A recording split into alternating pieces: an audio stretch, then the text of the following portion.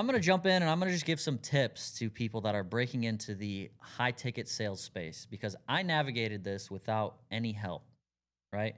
I jumped into this.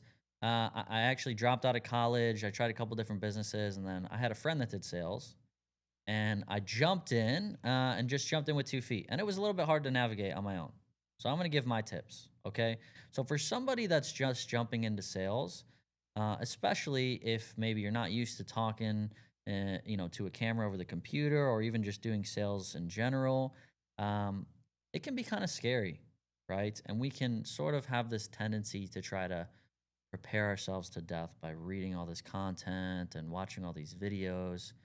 But at the end of the day, sales is something where you're having a conversation with somebody. And so, really, the only way you can start to develop, regardless of what you see online, is by jumping in, making the mistakes that you're going to make and getting them over with, right? Similar to any other industry.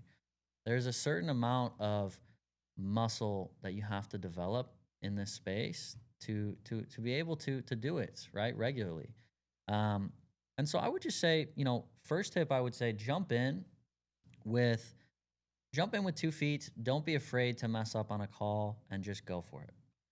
The next tip I'll give is try anything you can do your absolute best to relax, right? We see this in so many other industries, stand up comedy, professional sports, all these things, right? It's so tied to how you feel on the inside, your nervous system, and sort of how you're going in and navigating this sort of event, act, conversation.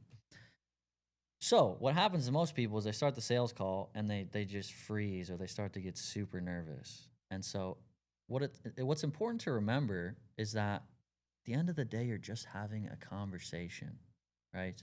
The reason I was able to do so well in sales is because I'm human, right? I'm not talking to people like I'm trying to manipulate them, like I'm a robot from a script or something like that.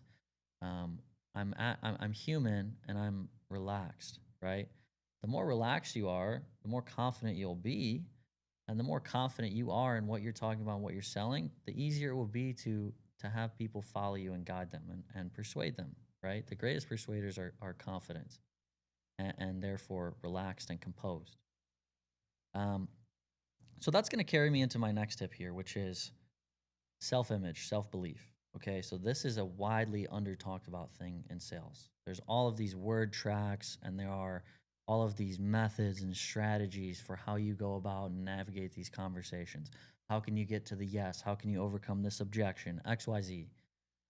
One of, if not the most important things in sales and business and success, in my opinion, is really what you believe about yourself, right? Because that is going to come out in how other people see you. When you get on to a sales call or you're having a sales conversation, do you believe that you're some cheesy salesman trying to force feed a product to somebody, right? Or do you actually go into it thinking, what I'm selling is going to change this person's life? So I then have a moral responsibility to help them make the right decision. Changes the entire game and the whole perspective. Everyone, in business and in the world, those who provide the most value, right? They typically get paid well. When we start to think about not so much about closing as many deals as we can, but providing as much value, getting as much authenticity, and getting as deep as we can on these calls to actually help people make a change, right? Typically, the more money that we will make. I'll give you an example. I used to sell fitness programs, right?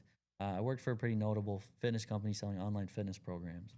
And during these conversations, right, of course, these were higher tickets and this would cost a decent amount of money.